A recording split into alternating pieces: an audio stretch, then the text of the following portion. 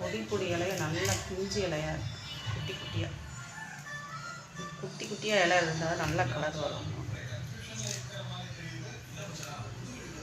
ரொம்ப வளர விட்டால் மரம் காடு மாதிரி ஆயிடுது.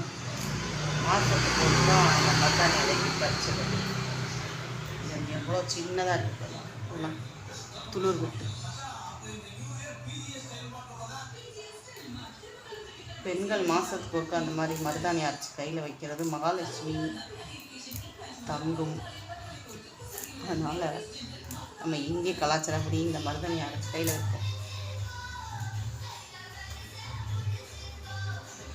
இது எல்லா இடத்துலையும் வளர்ந்துட்டுருக்காது. நம்ம செடி வீட்டில் வச்சுருந்தா வெளி இடத்துல தான் எடுத்து மருதாணி அரைச்சி கையில் வச்சுக்கலாம். நிறைய பேர் மெஹந்தி போனால் வாங்கி வைக்கிறாங்க.